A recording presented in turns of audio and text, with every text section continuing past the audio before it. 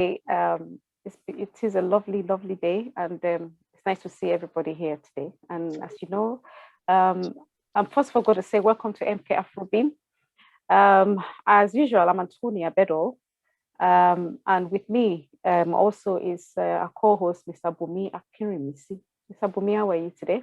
Very fine, thank you. Fine, thank you very much. And just to introduce our charity to you again, or this event itself to you again. So this is MK AFRO Beam. It's a community engagement show organized by M&G Productions. As you know, M&G Productions are a voluntary organization in Milton Keynes. We promote the aspirations of the unemployed over 18s. That is those that are over 18 with creative skills in the community. And as usual, if you want our link, website link, Facebook link, our social media link, I will add them onto this onto the live stream and on the chat here. Please log on and get in touch with us if you have any questions. So today's topic is issues of deadbeat parents in our community. Issues of deadbeat parents in our community. And to discuss this matter with us today is a gentleman that is also a good friend of ours and also a member of our charity. He's a gentleman that we've always relied on, we've always worked with. He's always supported us with everything we do within the charity. And we've also tried our best to support him. We can't reach his level, you know, he's a very high level gentleman. So we are working our way towards your level, you know. But I will say to you that it's a gentleman that I trust, the charity trusts, and that we know if we call upon you anytime, any day, you will answer us. And not just that, your words are always knowledge, they're full of Yoruba people, you're very proverbial and very, very meaningful, and it's more or less an advisory personality. Voice and words that come out of your word, and very full of integrity. So thank you very much for coming today. And his name is Mr. Segun S. or Mr. RAPHAEL S. ADENUGA. Hello, Mr. ADENUGA. Thank Hi. you very much. Hello, hi, how are you? Thank you for bringing me on the show today. It's my utmost privilege to be here. Thank you very much. Thank you. Thank you very much for having us. And we have a special guest also, Gloria Taylor, who is also a member of our charity, one of the founders of M&G Productions. So Gloria Taylor, she's not showing her face yet, but she will, I'm sure, before the end of the program. Nice to meet you, Gloria. And nice to have you here today, Gloria. How are you doing? I'm all right, thank you. And how are you all too? We're fine, thank you. Mr. Bumi, Mr. Nuga, and Antonia. Hi, I hope you're all doing Gloria, well. how are you? I'm all right. I was very expecting well, a thank larger you. audience than this, but I think the fewer the merrier. So we can carry on with this.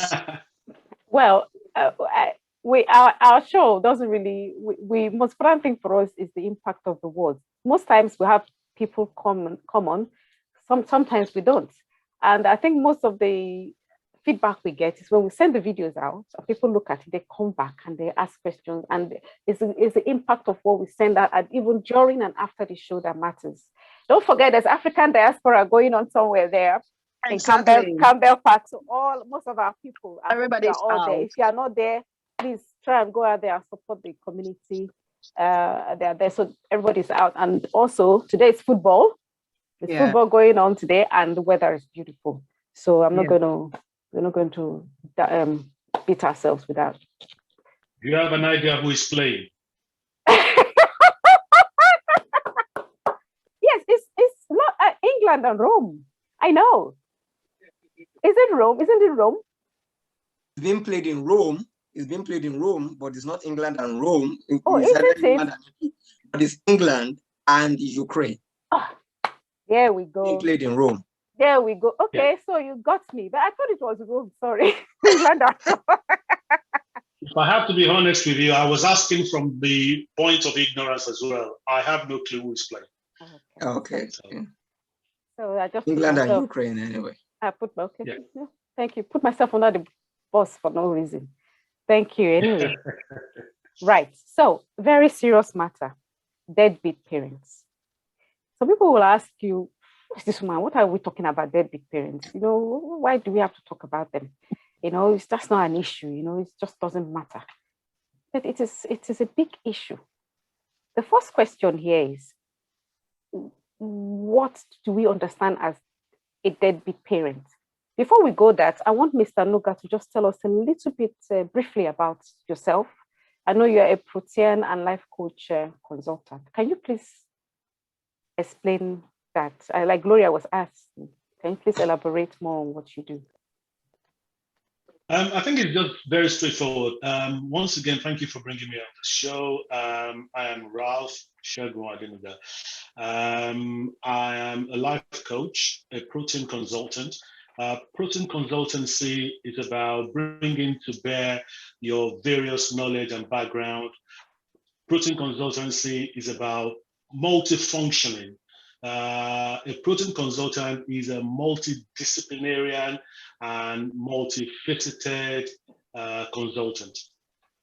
So a Protean consultant is someone who is diverse, who is able to interchange in between disciplines, and who is versed with regards to various aspects that has to do with economics, well-being, social, cultural matters as well. So, and by profession, I am also a registered IT project manager. I am a social services consultant. I am a financial services consultant. I am an entrepreneur. And I'm a broadcaster. I'm a broadcasting consultant as well. So, I mean, you can see that Protean consultancy for me is just, you know, making good use for human value, what my background is and what my experience is, you know, and various areas where I have my discipline. Wow. You see, this is why I said earlier on that we are trying to meet up to your level. You've just got all this all-round professional skills. Trying to meet up to my level will not be a good advice because my level, of course, is very, very low. So it will mean that you may be coming lower than where you are. I don't think so. I don't think so. I wish with all these titles, I mean, it's very exemplary and it's very admirable. So how are you able to juggle all this? Do you, which one takes prominence in your life? Is it a Protean consultancy? Sometimes people erroneously think Protean consultants are jack of all trade. We're not jack of all trade. We are experts in our various fields of endeavor. And we just bring to bear, like I said earlier, background and experiences and training. So the question of which one takes priority over the other, I don't think there is any facet or aspect that takes priority. It depends on what's on ground part-time.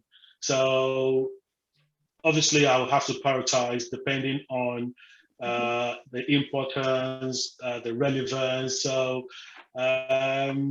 which one takes priority will depend on using a number of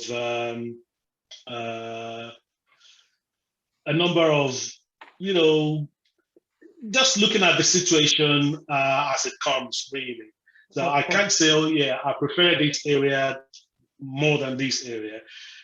Every area of discipline where I practice are my choice area, and I do love practice in those areas. So it's just a matter of using appropriate yardsticks to measure importance per time. Okay, fantastic. So it depends on the particular areas that comes, how will I use the word, like you've just explained, the particular areas of your profession that is brought to your attention at the particular. Well, I mean, like I said, it's just using appropriate indices. For instance, if I have 3, 4, 5 jobs, yeah, I'll have to look at, okay, which one pays more money? Okay. That's the first index.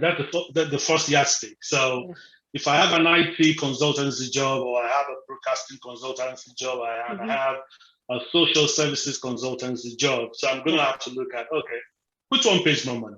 Okay. Which is very important yardstick.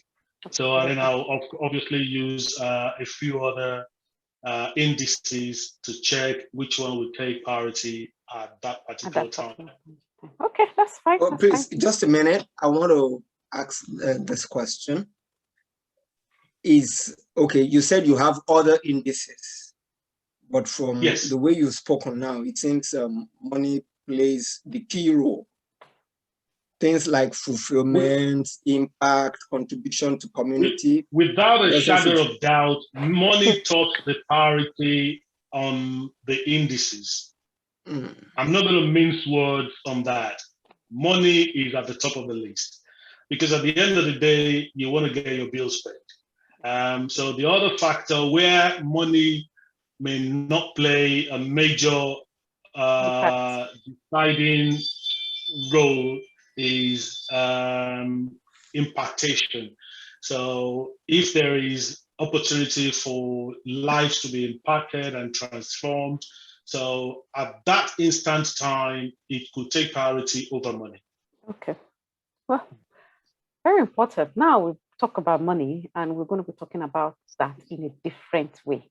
I'm very happy we brought up the issue of how we all have to work. Like you've just said, without money, we cannot do anything. Actually, we can't do anything. You can leave, but the next you can drink water. But there are more important things other things you have to do with money.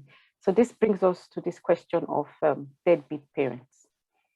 What do you understand by the term deadbeat parents? Generally, what does it mean? Some people will be out there asking, what are they talking about? How does that imply? How does that affect me? But then they don't understand the meaning of that word deadbeat.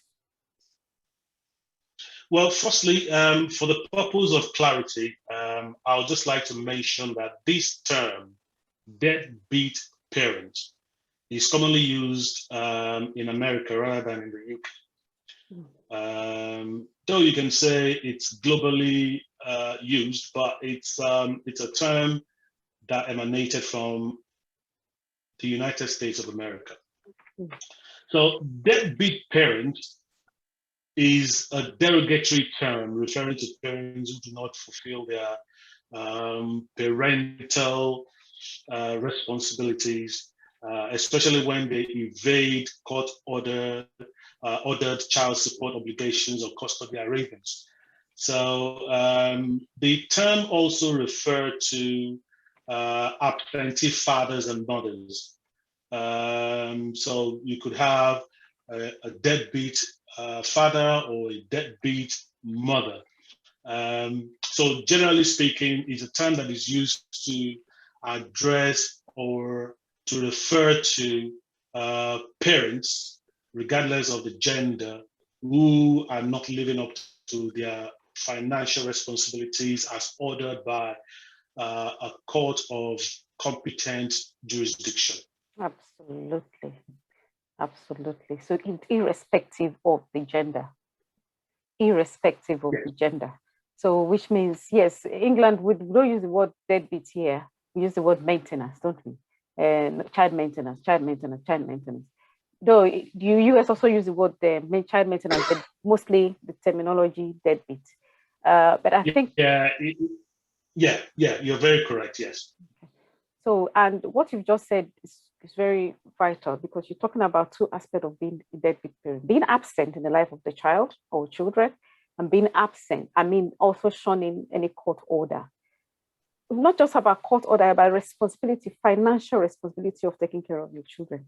These are two main issues that are affecting most families. In short, most families that have got issues with divorce, most families that have got issues with single parenthood or division in homes. But now let's tailor this down to the Black community. Based on what you've said, most people think, oh, if a parent isn't taking care of the child, the first thing they think in their head is a man. It's a man. yes, we agree it's always a man, but there are also some women in there that are earning more than the men, that have dumped the children with their husband and left off without taking care. And they're earning lots of money, they're living well, but they are not taking care of their children. Why do you think the Black mentality, we as Black people generally think it's always the men that are not meeting up with their financial responsibility? Why is it always? Well, maybe before addressing that question, maybe it is important to establish that this subject matter is such that centers around the impact of family breakdown on children's well-being. Yeah, because if the family is intact, if there is no family breakdown, if the couple do not split, you will not be talking about deadbeat parents. You will not be talking about who is paying child support and who is paying maintenance. So this is a subject matter which focuses on the impact of family breakdown on children's well-being. And it's because of children's well-being that we now have to talk about, okay, for the upkeep of the child, not the upkeep of the other parents, but for the upkeep of the child. The parents who do not have custody will have to pay something to the parents who have custody to enable them meet financial obligations or needs of the child. So having said that, it does not really matter who is paying maintenance support or child support, as the case may be in America. So it does not matter. It could be the parent male or the parent female who may have to pay. So it depends on who's got the custody, who's got full custody, or who do the child live with. So in some cases, both parents may have shared custody, but then the child lives with one of them more. So the one whom the child lives with will be the receiving partner of child maintenance. So if the one who is the paying partner do not meet up with the responsibility of making payments as agreed, either as agreed mutually between the exes or between the two parents, or as agreed with the social services or the maintenance support or the maintenance services. So the partner who is a paying partner, when they fail to make that payment as agreed, then that's where you have the case of deadbeat parents. So the man, it can be the man who is supposed to be paying, or it can be the woman who is supposed to be paying. So it doesn't really matter. I think it's erroneous. Your volume is, your network is lagging.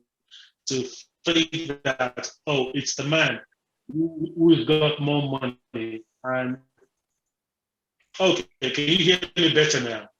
It's still lagging a little bit. Can you hear me better now? Yes, now it's okay. Oh, okay. Is it better now? Okay. You're freezing. Maybe you have to I don't know from where you started having the glitch in the system, but am I freezing? Yes, if you log off, I'm back again. Apologies for that. I'm so sorry for that. You know, this network issue. So Mr. Nuga will be getting back to us again in a few seconds. So based on what is, hello, go ahead. Yeah. So in other words, deadbeat parents are irresponsible parents. That's obviously they are irresponsible, so they are not taking care of their children. Is it only financially, or in other aspects as well, emotionally or physically? You know, parents have to be involved in the child's life. So should it always be financial aspect of it? Is that what you mean by deadbeat parents, or just the irresponsible aspects of it? Can you elaborate, please? Well, to be honest with you, deadbeat parents may not necessarily be people who are irresponsible. because it takes, there are a number of contributing factors, to be honest with you. There could be a lack of communication between couples. There could be inability to disengage from bitterness, anger, as a result of which the child or the children are sandwiched in between the two adults, where the two adults are not communicating appropriately. So that could affect how the other party who do not have custody respond to the well-being of the child. Sure. So to address the other question of whether or not deadbeat parent is about financial obligations alone. No, it's not about financial obligations alone, but then the term in itself is a term that is used to refer to parents who fail their financial obligations or who fail in their financial obligations. So, but then if we're to look at it holistically and all-encompassing, a parent should nonetheless be responsible enough to look after their child, not just in terms of meeting their financial needs, but also meeting their emotional needs, their psychological needs, their social needs. So if we're moving away a little from the terminology deadbeat parent, and we're looking at parental responsibility, when if we're looking at parental responsibility, then it is expected that a parent should be able to make provisions for their child, how be it financial, social, mental, psychological, or in any way that child may need parental support. Okay. So that term comes in only when the parents are not together anymore, or so when the parents are together? Well, like I said earlier, that term is only used to identify or refer to parents who fail in their financial obligations as ordered by the court or by the social services or by the maintenance services. So, but we need to look at the issue from an all-encompassing perspective to say, listen, this is much more than just financial obligation. There has to be a holistic approach to meeting the child's needs.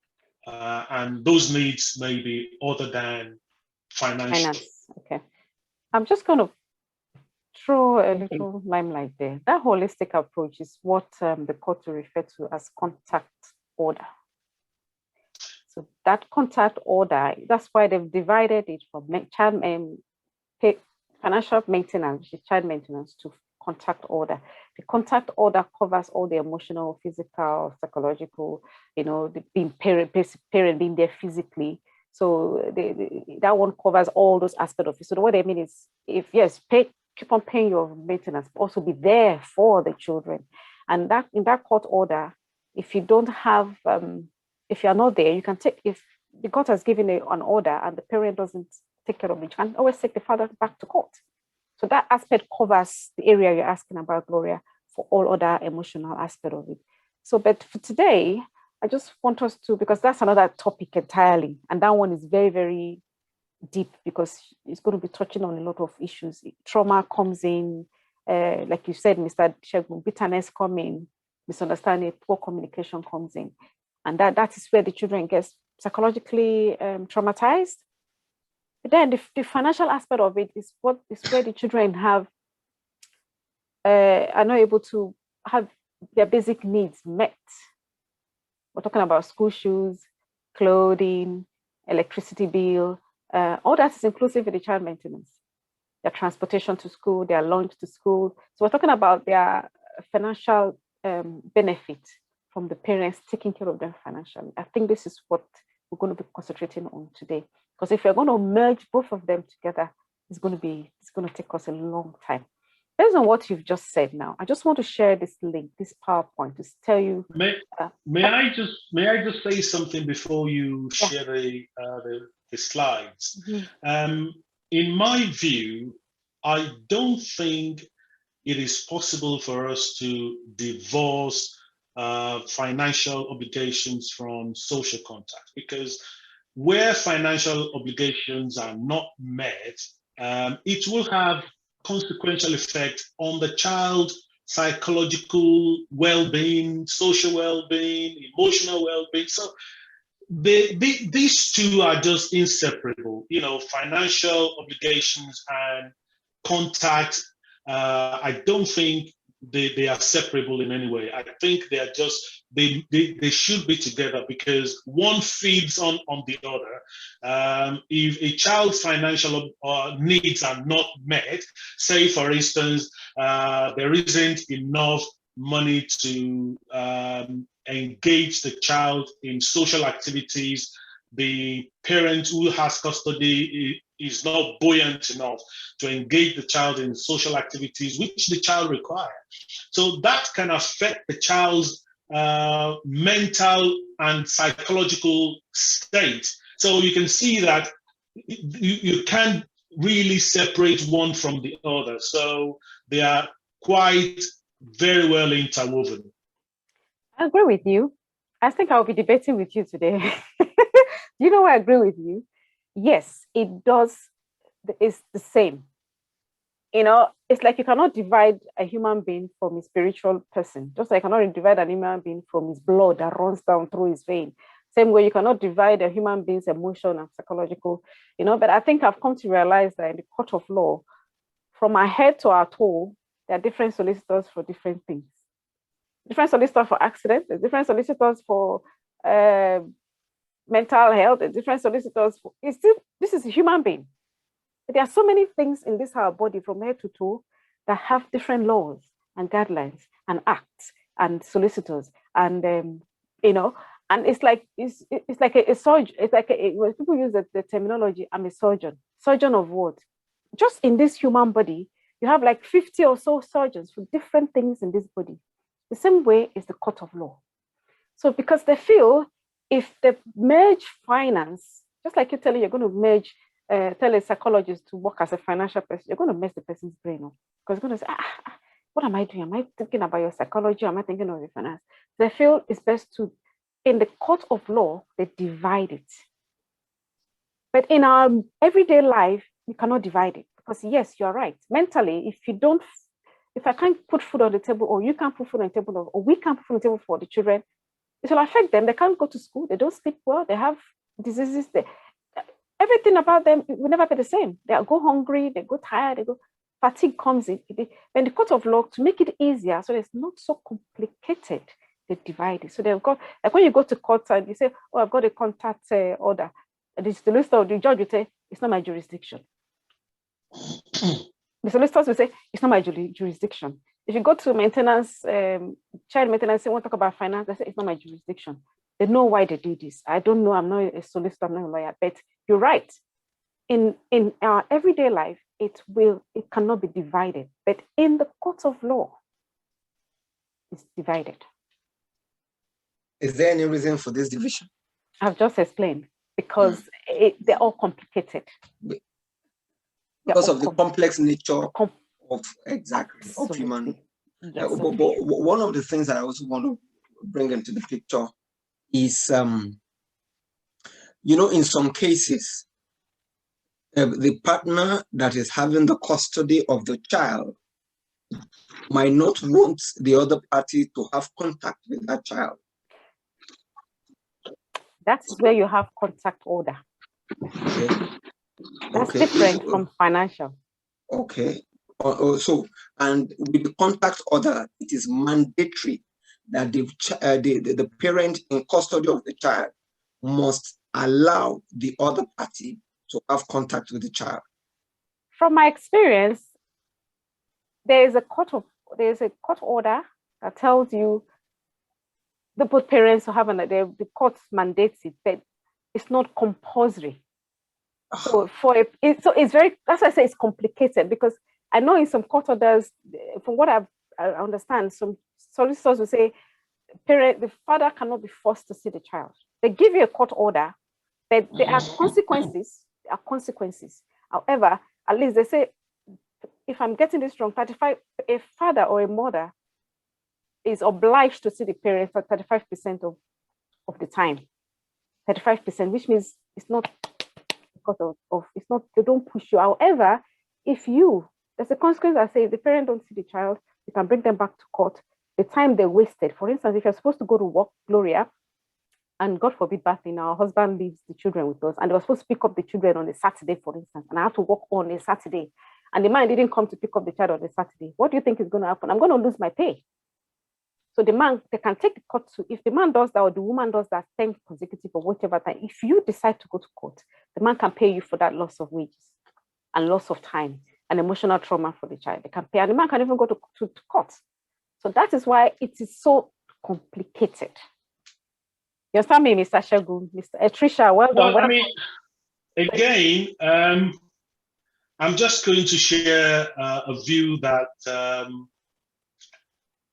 that differ from yours a little bit, and that's because, in my view, it is unambiguously clear that one, a parent who do not want to maintain contact with a child cannot be forced, even under the law, to have contact with that child.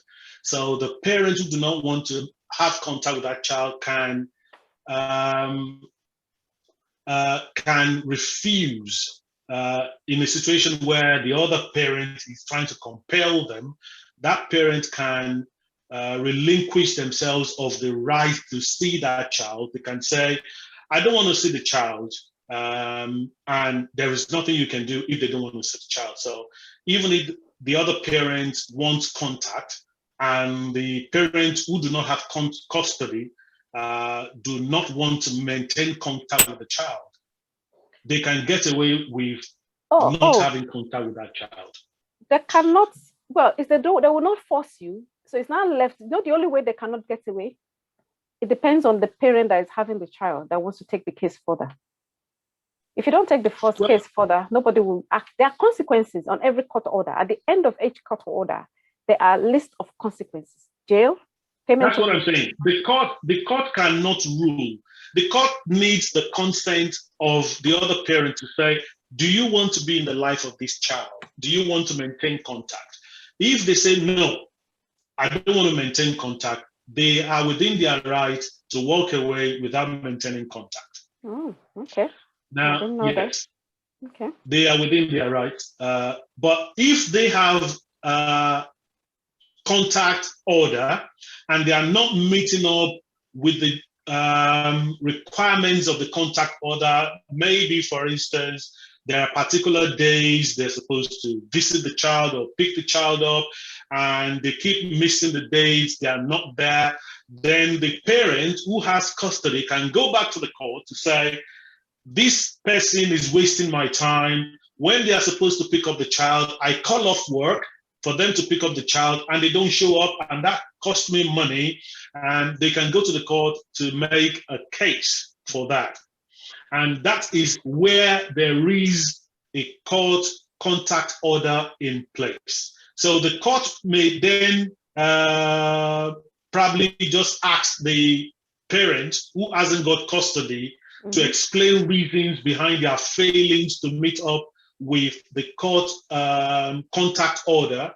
And then at that point, it may be decided that they do not deserve the right, that they have not convinced the court responsibly enough that they deserve to maintain contact with that child. Now, in some cases, the court, a parent who do not have custody may decide to have or be willing to have contact with a child, and the court may deny their right to have contact. If, for instance, it is adjudged that they are having contact with the child will put the child in jeopardy. Danger, yes.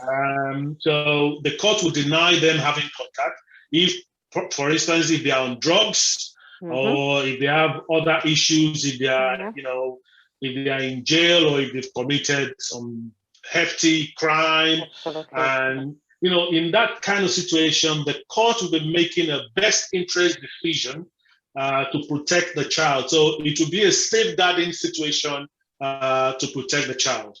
Okay. Absolutely. I agree with you on that aspect of it. Yes. Yeah. Good. I didn't even know that if the mother or the father tells the court, I don't want to see the child, I will just let it go. I've not had that experience. So, but I know that the only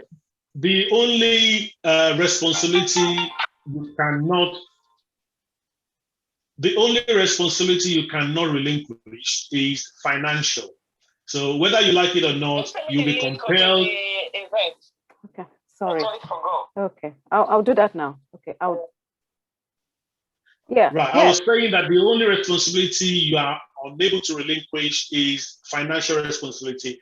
Whether you like it or not, you'll be compelled to make financial contributions to the life of that child, especially if you have got the means. And even if you're on social welfare, if you're on benefit, the contributions will be deducted from your benefit. Oh, yes. We're going to come to that now. We're going to come back to that. So just hold your thoughts in that. I'm just trying to share something to somebody. Now, let's go back. So we've now understood now that, yes, with all contact, emotional, as a person, it works together. But in the court of law is a division. That's why we say today we're going to be talking about the financial aspect, because the financial aspect is very important as well. So, and that is the area most women or most people I know in our community are struggling, finance. But the question I asked you was, why is it that most Black community think it's only men that shouldn't pay this child maintenance? That's one. Secondly, I agree. I did ask the question, but I'm going to agree that yes, most of the people that are having these issues are the female from their men. Why? In our culture, I think it's everywhere, but most in African cultures, children stay with their mothers. Mostly, not all of them, mostly. So when this breakup starts, the men are off, and then they leave the children, the women to struggle. So I've agreed with you that to me, I believe because of our culture, our women take care of the children more than the men have the children full time. But then the question to you all again is, why do we think is mentality? We think it's only men that have that problem. Well, I think firstly, most men erroneously believe because women receive child benefit, and for that purpose, they are not entitled to make further financial contribution towards the upkeep of the child. So they say, well, you collect child benefit, so that child benefit should be enough for for you and the child. That is erroneous belief and thinking. Whether or not the woman who's got custody receives child benefit, the other parent, in this case, the father, is still liable to making maintenance contribution towards the upkeep of that child. And it is not right. It is not right that it is the man's responsibility to make maintenance contribution. What is right is, it is the right of the parent who's got custody to receive child maintenance. So the one who hasn't got custody is the one who is paying. So if the man has custody of the child, it's the woman who will be paying child maintenance. Absolutely. And where the woman have custody, it is the man who will be paying child maintenance. Absolutely. So this word you said that is erroneously believed is right. I agree with you. So most men think, what is child maintenance? What will child maintenance pay? And what will child benefit give a child? What will tax credits give a child? Nothing.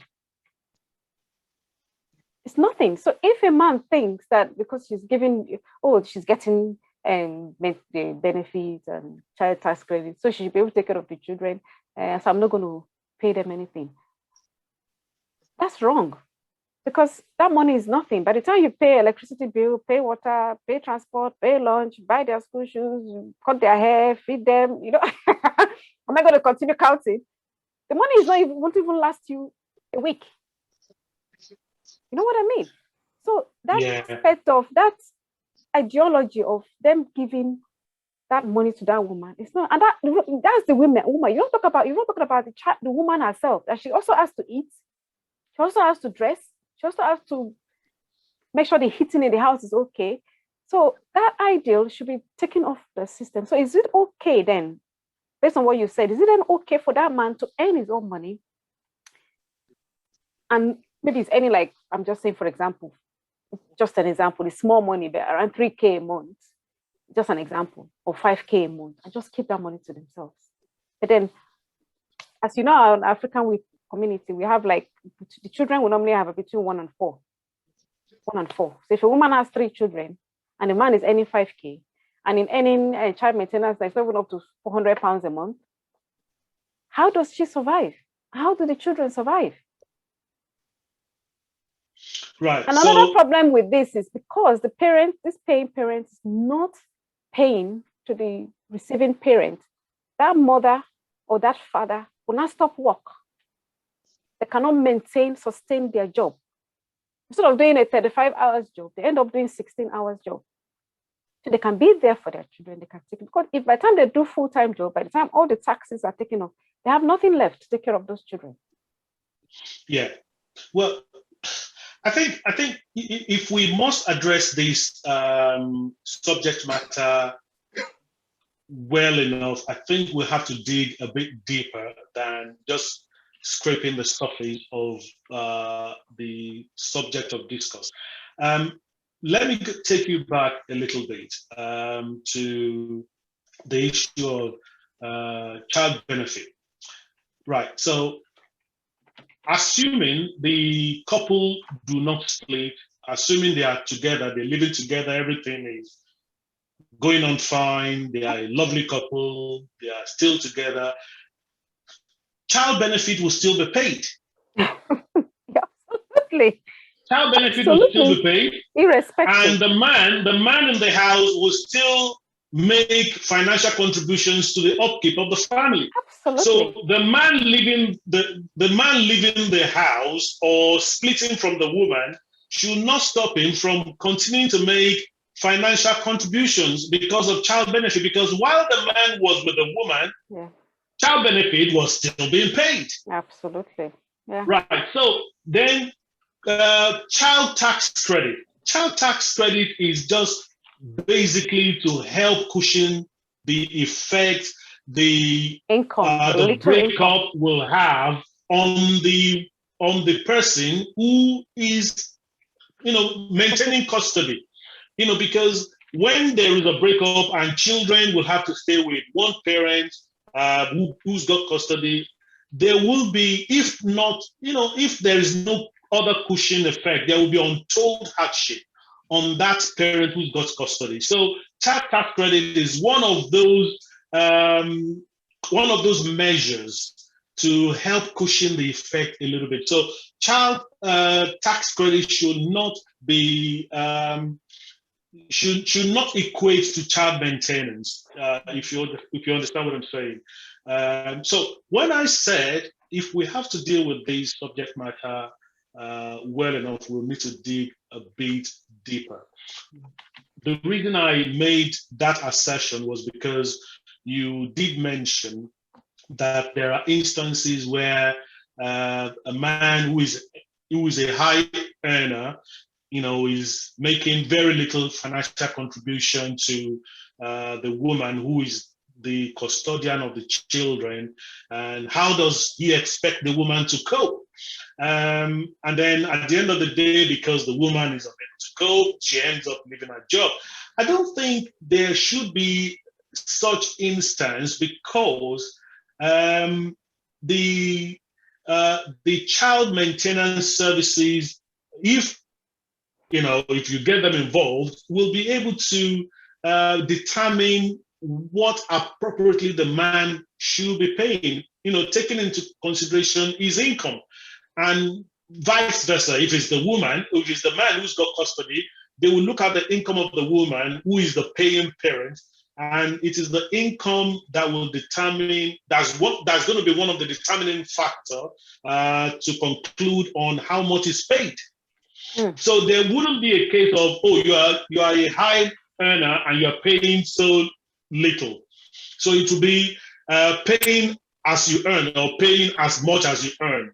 Yeah, I think that addresses that lopsidedness, if at all there is a lopsidedness, right? So the other angle to this is sometimes you have a situation where couples split, there's a breakup, and both of them want to agree on the well-being of the child, the upkeep of the child, but then they are unable to agree on how much to be paid.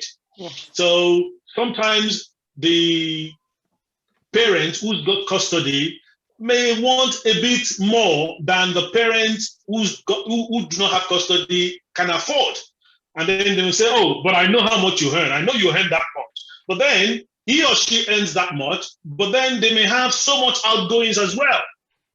So if both of you are not able to mutually agree on what is reasonable, and then you take yourself to maintenance services will look at the income of the paying parent and say, oh, this is how much you have to pay. And if the paying parent do not have the capacity to pay that much, the paying parent as well may end up leaving their job. They'll say, okay, there's no way I'm going to be able to meet up with this, not because they don't want to pay maintenance, but because if they are paying as much as they've been asked to pay, they will not be able to meet up with other financial commitments. So they probably might say then, okay, rather than for me to be pushed to this dead end where I will start experiencing financial difficulty, then I just have to leave my job. If I'm not earning the income, nobody is going to ask me to pay that much anyway. And then they find alternative means of income, which will not be easy to be used as a deciding factor for what or how much they should be paying. So you can have this situation occurring on both sides. Okay. So I think it is important. Let's leave our childish tantrums when relationships break down.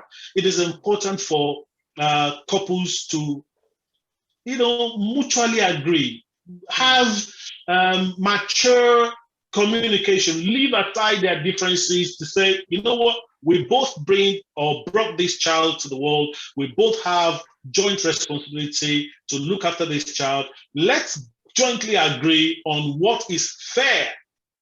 For instance, what is fair may be, retrospectively looking at what the outgoings was when both of them were together. Say, we spend £200 on shopping. We spend £100 on electricity and gas, and then they was, okay, yeah, when we were together, we were spending that much. Now that I'm not there, I will give you half of that. I will contribute. So they can both come to terms with what is fair, without one party looking to cash out the other, without one party, looking to use financial contribution as a hedge hammer to discipline and to avenge on the paying partner.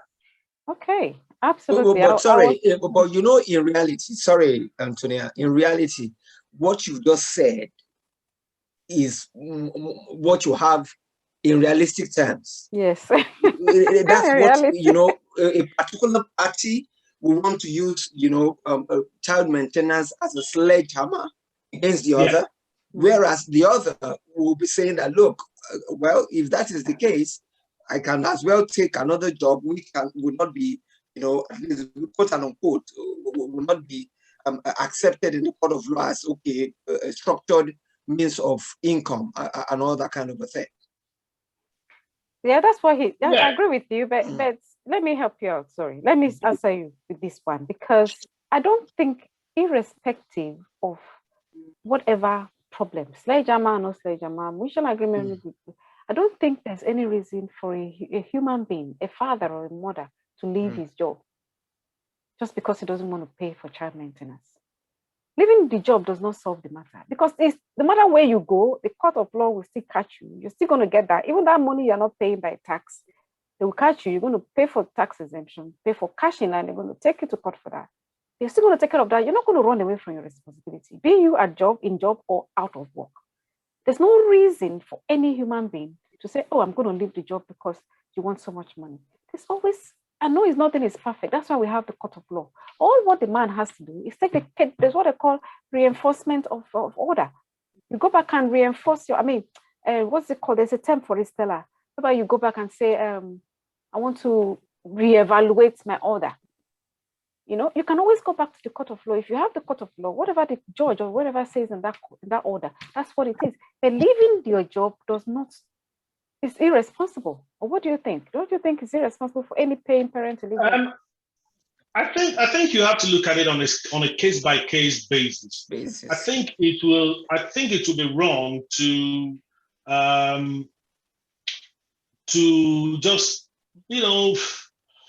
to stereotype every parent who decide to relinquish that job because they couldn't meet up with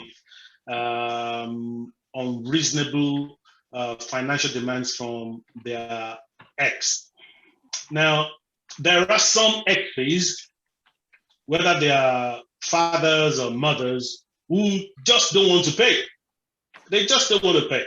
But there are some who honestly would want to pay, but because, you're talking about seeking for a review. If you go to the maintenance services department, or you go to the court to say, I want to have a review, because I can't meet up with what I've been asked to pay. Now, maybe one of the reasons that person cannot meet up is because, he's building a house back in his home country. Yeah. So that will not be considered by the law court. I need you to understand that. That will not be considered. They will just say, you know what? You can afford not to do that. That is luxury. Yep. Now, but for someone who's from that background, who know that, okay, I need to do that, or maybe he's not even building a house. Maybe he's got extended families back home that he's looking after. That will not be taken into consideration as well. What they are going to be looking at is, how much does he spend on fuel? How much does he spend on transport? How much does he spend on utility bills? That's all they're going to be looking at. Absolutely. I agree. So there will be financial commitments that will not be taken into account.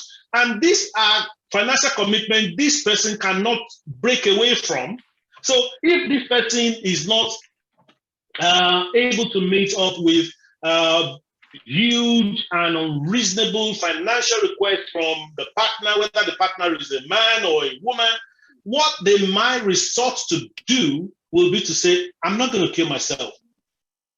I'm just going to leave this job. If I leave the job, at least, I will have some peace rather than developing high blood pressure. And then they probably will find themselves some business venture, which will not require so much accountability to the extent that someone will say, oh, you earn this much, pay this much. I mean, that's the reality of the situation we have on ground. That's the stark reality that stares us in the face. That's the situation. And that's why I said, why can't two adults reasonably have a conversation? You've lived together before. You very well know what your outgoings are, in terms of utility and everything.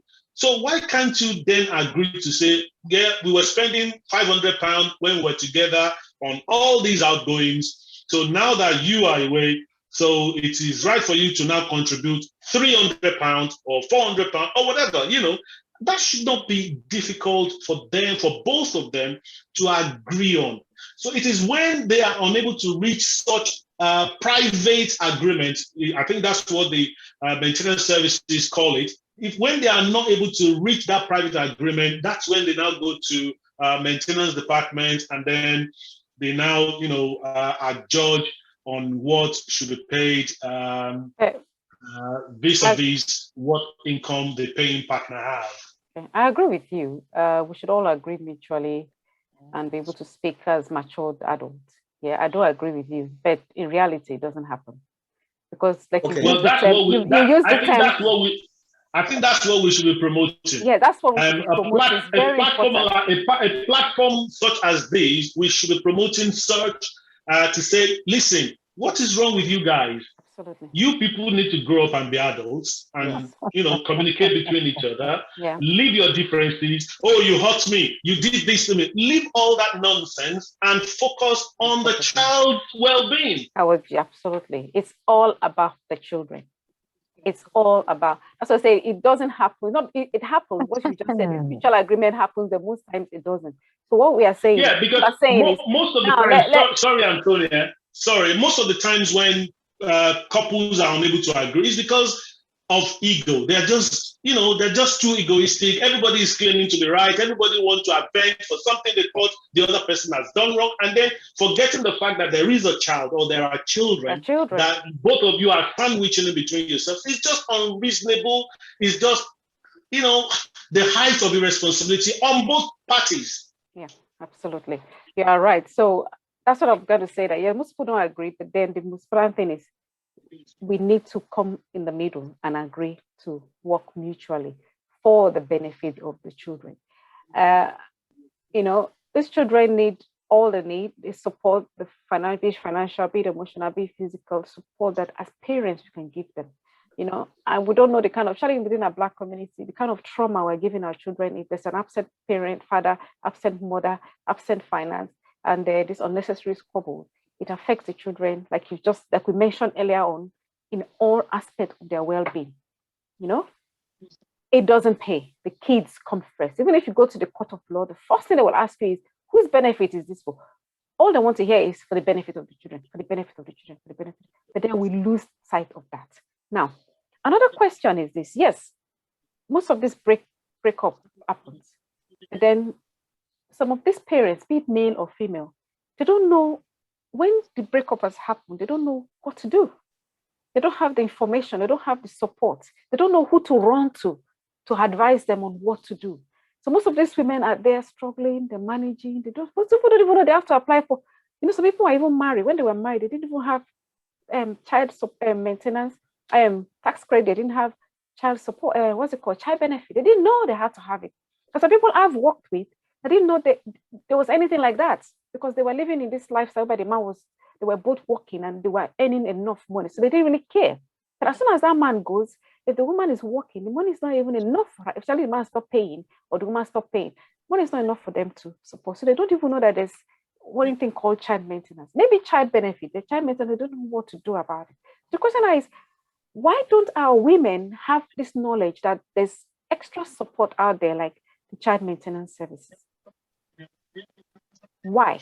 Well, I think again, so that we will be seen to be churning out helpful information using this type of platform, I think it's important to say, first of all, when breakup occur, the two warring partners should make attempt to have a discussion, make attempt to dialogue, make attempt to communicate, putting their egos aside. Now, where they are unable to do so, they should seek help.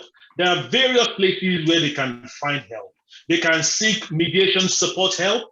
Before they get to child maintenance department, they can seek mediation support. Mediation support, there are professional mediation experts. So you can, contract their services and attend sessions with them together, and they will be able to mediate between the two of you. They will, hear from partner A and, divulge to partner B and vice versa. And sometimes they will bring both of you together on a round table and, try to mediate between you both and sort out the matter for you. But I think, first of all, when relationship break down, both partners should seek mediation support.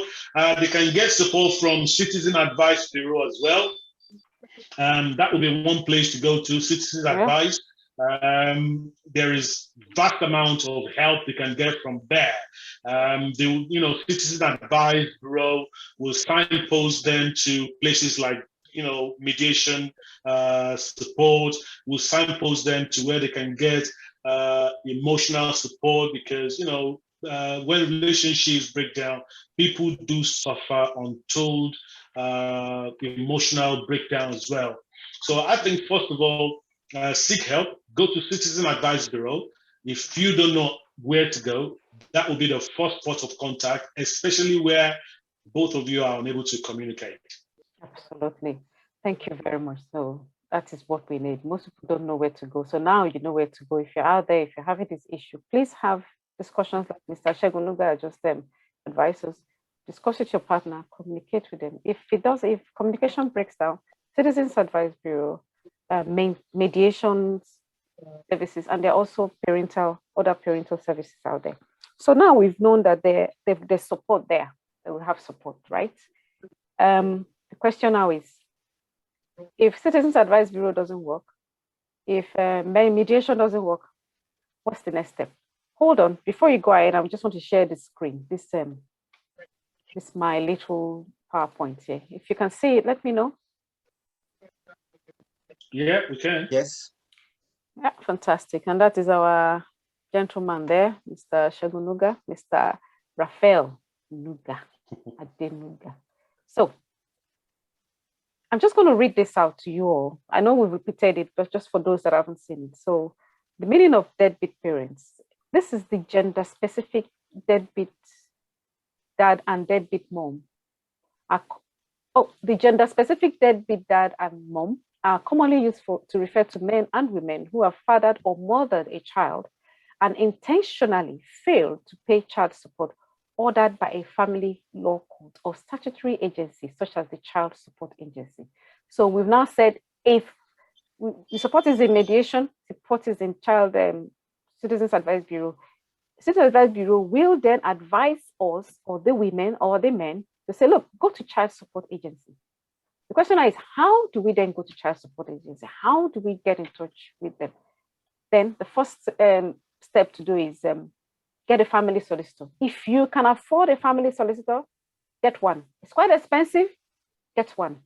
However, I understand from the Citizens Advice Bureau, there's a way they could help you to apply if you want to go to the Court of Law to get the support, to get the case handled by the Court of Law. So you've just mentioned here that you can arrange child maintenance yourself. You can make arrangement for your children if both parties agree. This might cover their living costs and care. And as you said, it's a private information. So to get that, there's a link in here, which I'm going to add on to my apologies. I'm going to add on this chat now. This is the making child maintenance arrangement between yourselves. That's the link there. I'm going to send it through. Then the next step is, how do we get this child maintenance support? How do we get support from the child maintenance team? We've talked about legal advice. Yeah? Legal advice.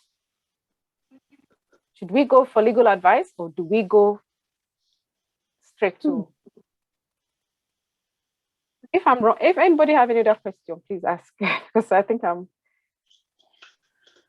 Well, I mean, like I said earlier, I'm just going to be repeating what I said earlier, or just reiterating. The first port of call will be Citizens Advice Bureau when the relationship breaks down, because everything, Citizens Advice Bureau is like a one-stop shop. Everything you would need, you will find from them. They will signpost you to appropriate places. They will provide you with appropriate support, whatever you might need. So your first port of call should be Citizens Advice Bureau. If you have so much money, you can afford to employ the services of a solicitor, then you may not even need Citizen Advice Bureau. just get a solicitor to take care of the dirty job for you, and find somewhere where you can have emotional support as well. Get some counseling, get some therapy. Okay, fantastic. Thank you very much. Does anybody have any other questions, please, before we move to the next step? Trisha, hello. Can I say hello to those that just came in? Trisha, can you just say hello? You had your video on before. If you want to say hello to us, please just say hello. Trisha? Okay, she's not ready. Stella, hi, you all right? If you don't want to show your video, you can just say hello. Okay, these two people. Hello, hello everyone. I've been listening. Hello. Okay, Stella, as you know, she's a good friend. Yes, you know, I'm at the point where you said, at the point where you said about the reason why those who are non-resident parents, because the resident parents seem to take more responsibility than the non-resident parents. That is because of the child benefit that the resident parents don't get. But the one thing you have to also know is that it's not all parents that are in position to even get the child benefits. Child benefit has criteria, so not all parents actually meet the criteria. Some because of income recently, because in the last few years, which you earn more than a certain amount, then you pass the threshold. And also some because of the immigration status as well in this country. You know, so for me, child benefit or no child benefit should not be the yardstick for the non-resident parents not to contribute to the welfare of the children. And welfare includes financial contribution, emotional contribution, and also practical terms. You know, the kids might want to do things like going for football, going for other activities that would also help their development. The non-resident parents should also make up time to spend time with these children, not just leaving everything for the resident parents, because that seems to be what the norm, especially in our Black community. Some will even quit their job just because they don't even want to contribute at all. And I don't think it's fair on the children, neither is it fair on the resident parents. Almost 90% of separated cases, this does happen. Either they quit their job just because they don't want to contribute financially, or some will even find a way to manipulate their way out of taking responsibility. So there was another point again I wanted to contribute to, which you said about seeking help. So the thing is, I don't know whether it's peculiar to this country or it's just the nature of the way things work. You see, somehow it's being purported that there's help there. Well, maybe you're just not seeking for the help. There's actually not much practical help when you're in a situation like this. Sometimes you just have to swallow whatever you're going through, because even if you go to Citizen Advice Bureau, they always like refer you back to the sector, even with the child maintenance. If child maintenance cannot have a way of grabbing resources from the non-resident parent, they cannot help you and you can't do anything. There's no legal remedy to that, especially in this country, unlike America, whereby you cannot really get away with it. But in the UK, then the non-resident parents get away with not contributing financially and even otherwise to the upbringing of their children. So it's a difficult situation, and it can be very depressing to the resident parents as well, even to the children that are involved in the saga. That is true. Thank you very much. That is an area as well. Yes, like we did mention. Good thing you brought that up, that some parents cannot even afford this child maintenance. I think that was what I was trying to say. I think I jumped it up. Absolutely, you brought it to the point that some of them cannot afford child maintenance, they cannot afford benefits. How would these receiving parents protect their children? How would they buy clothes for the kids? How would they put food on the table for the children? You know, if we look back to our own parents, if they've not fed us, clothed us, put roof over our shoulders, our heads, will we be alive today? Will we be surviving today? It doesn't really matter if you are no longer together. It doesn't matter if, whatever the situation, it doesn't stop you from taking care of your child. Just imagine, the woman that's not collecting benefit, that's not collecting child maintenance, and they're only giving her like £50 a week, and she has 3 children. What can that buy? I know how much most of us that are the two children spend a week on feeding, going shopping for food alone. That is just food, though. What about their mobile internet? What about their games? What about their, like you said, school activities, music? You know, are these children, don't they deserve more than what we are doing? Does it pay to deny your kids what they need just because you are bitter? The kids did not offend you. Did not offend the mother, did not offend the father. So if we as mothers are squabbling and finding issues, we have to work on ourselves and stop it. And if the men are saying, oh, or the whichever way, the man, woman, I don't want to pay child maintenance, they're earning all this money. Look beside that and look at that child. When you look at your child's face, you will see the happiness. When you look at your child's face, you will see disappointment. If you look at your child's face, you will see satisfaction. That is the face you should concentrate on. Concentrate on that child, because that is all the child just needs. What they're saying is, what about me? The children are saying to all of us, what about me? Are you thinking of me? You're fighting, you're shouting, you're doing, we all do it. Most of us do when we are married or not married. But at the end of the day, we'll forget that those kids are there. They can hear everything, they can see everything. So please, absolutely what we've all said now hits home. But again, think about when the woman cannot afford even to put water on the table for their children. I'm exaggerating with water. Of course, they can put water on the table. I mean, put basic food on the table for children. So that is very important. One other question is this. What if the parent is no longer in this country? Some parents will leave the country and go to America and go to other countries and go back to Nigeria just because they don't want. Some parents do, they don't go to Africa because they don't want to pay child maintenance. Oh, they cannot. If I go to Nigeria, nobody will come and get to collect money, be it man or woman. What do the woman do? Is there a support system in there, out there, for parents that are no longer in the jurisdiction? Mr. Nuga. Oh, so I didn't realize that question was for me. I don't think there is much support or much the parent who's got custody can do to get the absent parent to pay if they are outside of the jurisdiction of a deciding court or social services. And again, that's where communication and fairness comes in. That's where both parents should be encouraged to put their differences aside and think about the well-being of the child, and resolve their matter, make a best interest decision for the child. Okay, thank you very much for that. Stella, what do you say to that? I didn't get that clearly.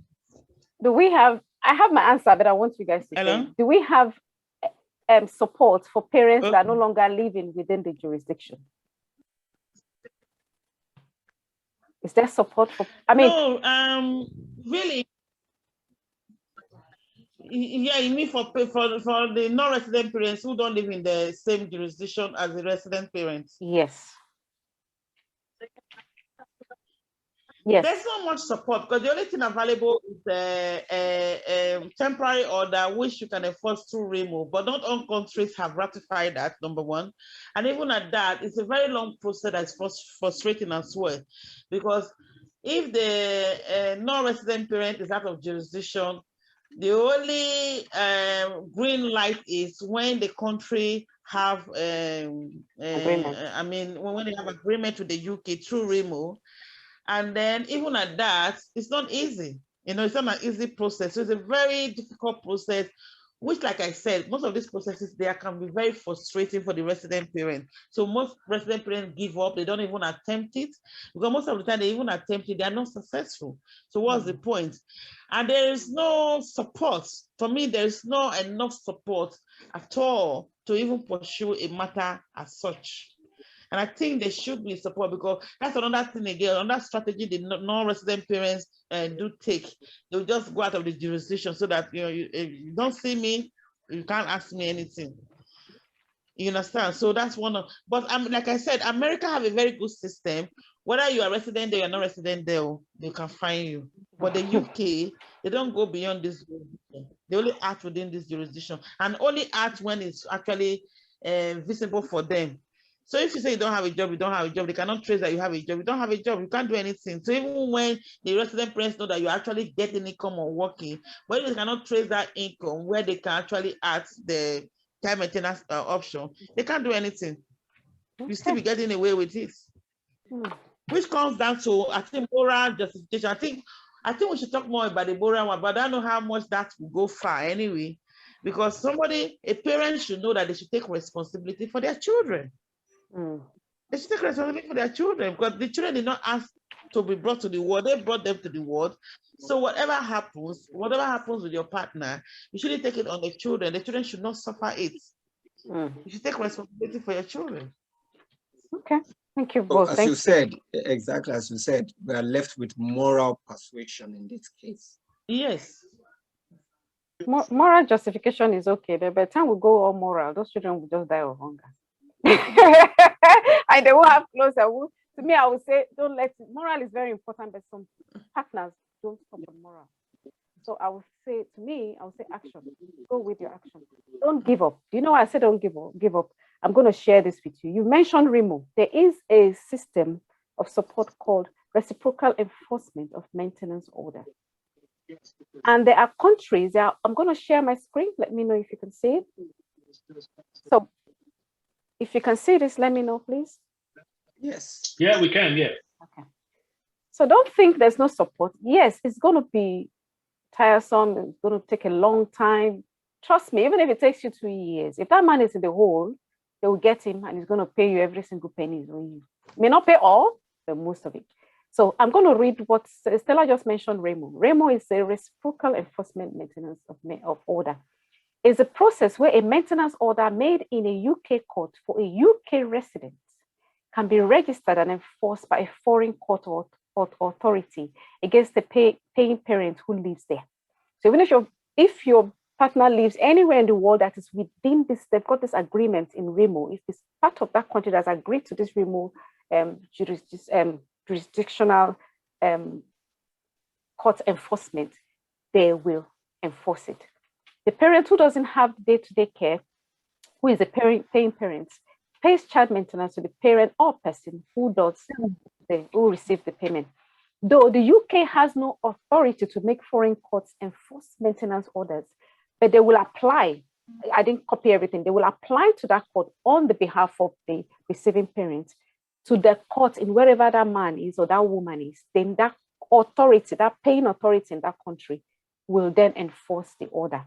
How do you get in touch how do you go about with the REMO, get in touch with the team that does the REMO reinforcement order? So there's a team called the Maintenance Enforcement, they call them Center, MEBCL.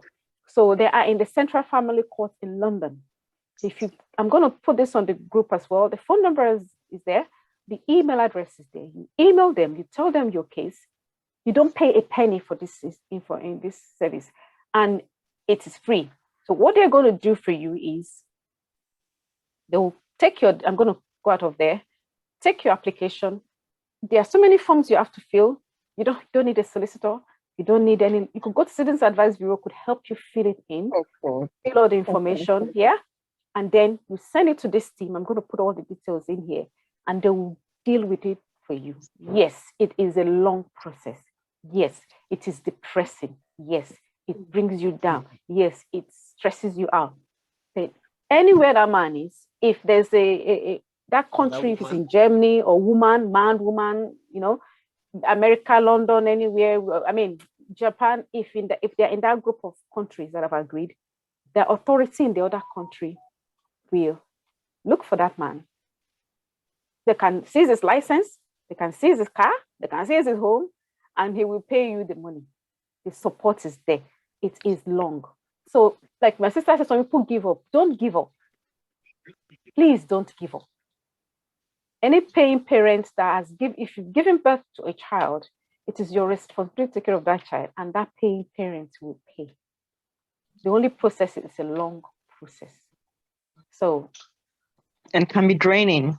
And it can be draining. That you have, trust me, I've got Nigeria is African countries. Ghana is even better. Ghana, they can deal with them. Talk about Nigeria, you know now. People Ghanaian authorities know that you know for money, and the court case come from England. The man said nobody will tell him before he pays the money. Am I wrong? Am I wrong? He will pay.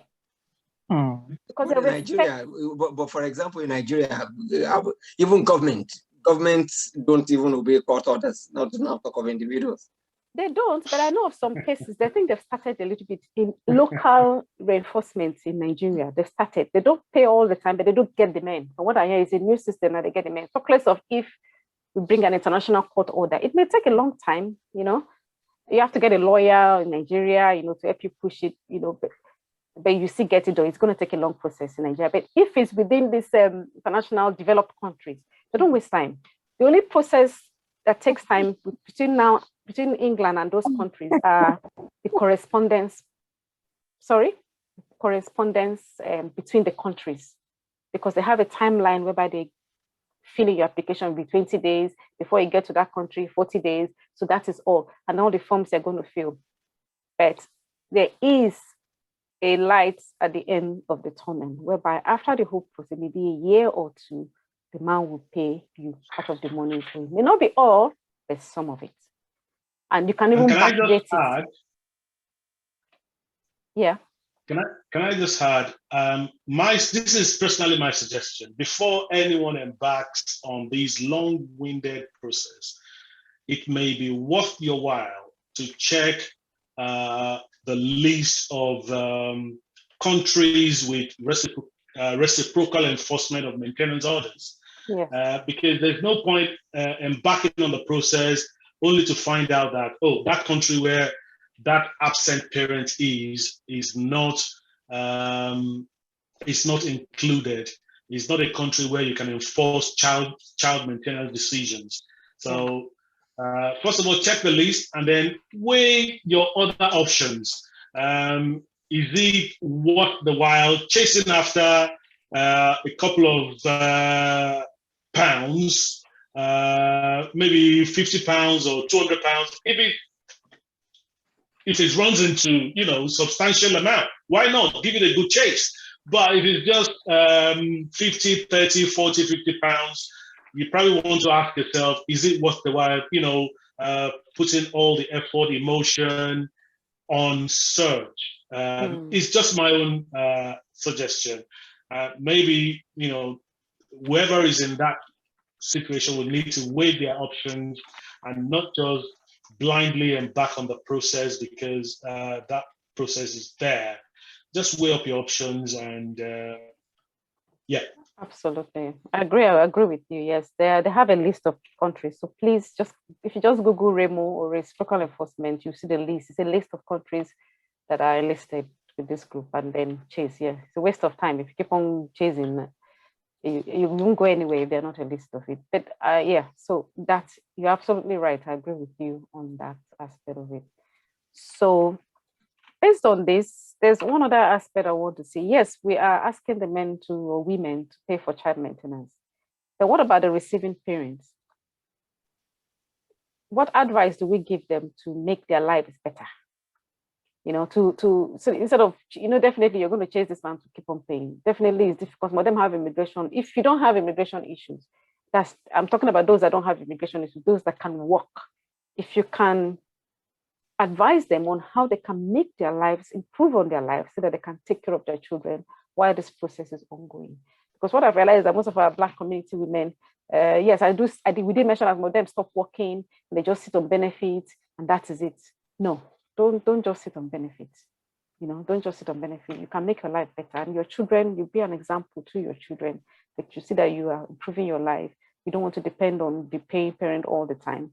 Because what if the paying parent, God forbid, falls down and dies, God forbid, or falls sick, or is unable to provide for you? What do? You then wait for the moon to bring money for you? No, you have to improve on your own life, go back to school, get a good job, progress in whatever it is you're doing, increase your skills so that you do not have to keep on chasing this matter that could depress you, and even sometimes I know some women that is depressed and they just go mental. I know some people they go mental. Some people, other things happen with the kids, and the parents, the woman can't take care of the child because they can't deal with it emotionally. That is my advice to them. So what do you advise that they do to make life easier for themselves? Well, I think basically it's important for them to seek unconventional income generating sources or find unconventional income means. Think outside the box, basically. Find jobs that would allow them to meet their parental commitments, jobs they can plan around their, say, their school runs, or taking their child for social engagements, such jobs that they can probably do from home, such work from home opportunities, online entrepreneurial opportunities, just think outside the box and think of something different from probably your profession or from something you are currently vast in doing. Just develop interest in something outside of your area of comfort. Basically, think outside the box and look for something that you can do to generate income other than the 9 to 4 job. Okay, absolutely. Thank you very much. Any other contribution, please? Yeah, like you said, I'm just reiterating what you've just mentioned, that the other parents should try as much as possible to improve their quality of life so that it will affect the kids as well, so that he wouldn't have to be chasing the other parents, the irresponsible one, the deadbeat one here and there, and draining themselves psychologically, emotionally, and then in turn have an effect on their kids. So yeah, quality of life is very good. Improving your quality of life is also very good. Okay. Thank you very much for that. I appreciate that. And again, if I may just add, I did say earlier that breakups comes with attendant emotional breakdown as well. So for a parent who's got custody and has got a lot of childcare responsibilities, I think engaging themselves to keep their minds working will go a long way, helping them maintain a stable mental state, rather than just sitting back and receiving benefits. And I do mind. They say it's the devil's workshop. Before you know it, if you are too idle, depression will sink in, anxiety, all sort of stuff, will kick in. So I think I would suggest that they keep themselves busy, and that will help them to ward off unnecessary attending vices and effects of breakdown of relationship. Absolutely. Thank you very much. Any other updates? Trisha, we didn't hear from you. You're quiet. Okay. Mr. Bumi, do you have anything you want to add to this? At least almost everything has been said with respect to at least the parent in custody of the child. One thing that is very important, I don't know why we attribute, although we know that most of those in custody of the child, in this case, or in our society or in our environment, are the women. And maybe this now goes to the point whereby from childhood, or let me say from that young age, let's begin to, you understand, impact the right values into our girl child, into our female folk, that, your life doesn't have to depend on an individual, you understand. Your life is what you make it to be at the end of the day. You must get productive, you must get engaged in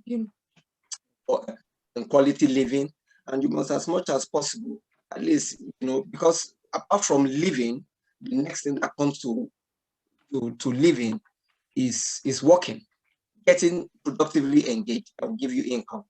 And I want to believe that we don't need to over-belabor the matter.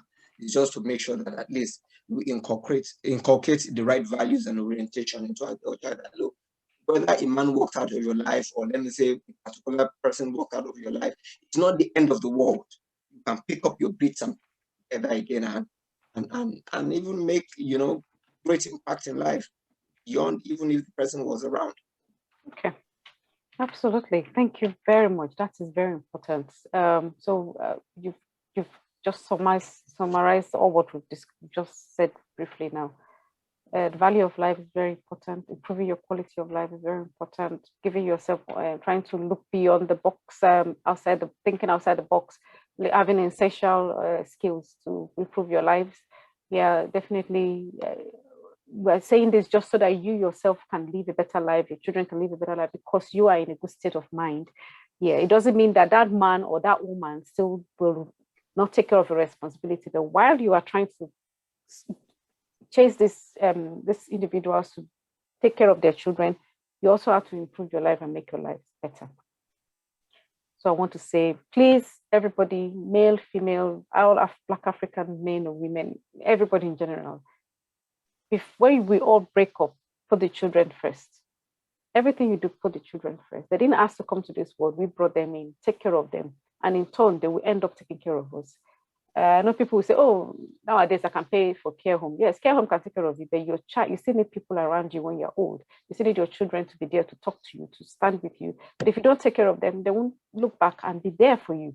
So like they say, what comes around goes around, or what goes around comes around, isn't it? It's karma. I think it's karma. Karma covers everything. If you don't take care of your children, they'll not take care of you. And then if you now come back when they are like 20 or 20 something and say, oh, this, they will not listen to you because they've moved on. They don't even know you're in their life. And that is bad.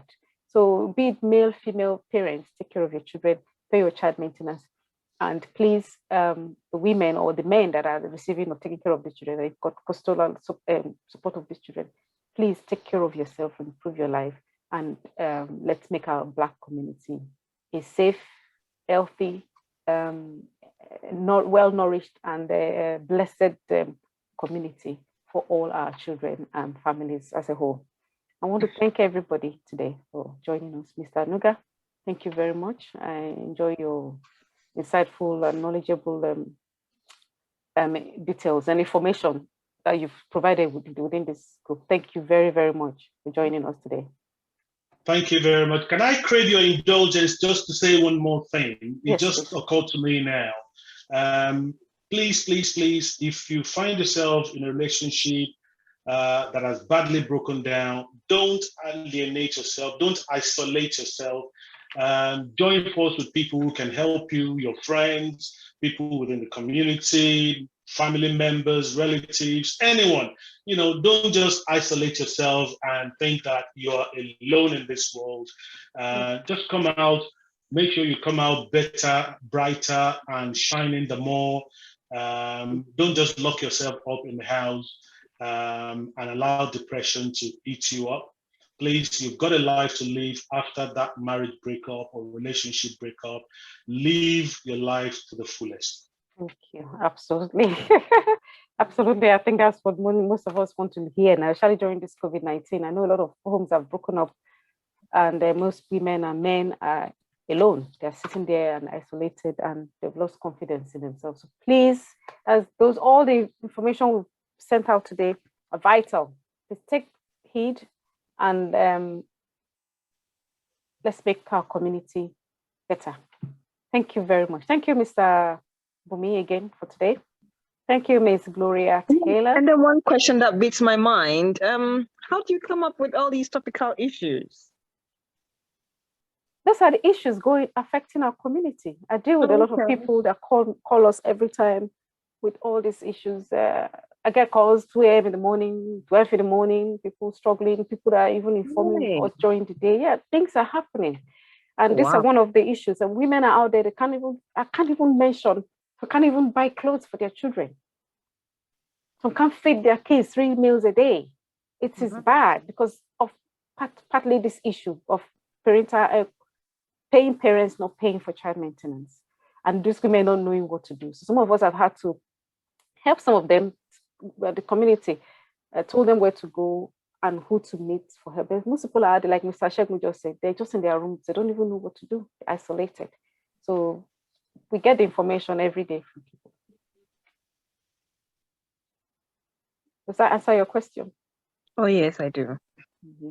And thank you. Due to experience as well. You're teaching some of us now, so that we wouldn't have to. I mean, we hope you don't get to that extent, but yes, when we get there, hopefully we know what to do. I pray it never happens. It will not happen. At least now you know. Before it gets there, you know you have to talk mutually and solve it mutually. Exactly. Exactly. Okay. Thank you very much, and hey, enjoy your evening. The football, I think. And the same to you. Thank you, and have a nice evening as well. Thank you, and we'll meet again in 2 weeks' time. Thank you very much. Have a lovely evening. I'm grateful. And you too. Thank you, everyone. All right. See you later. Love you all. Bye. Love you too. Bye-bye. Thank you, Trisha. Bye. Bye.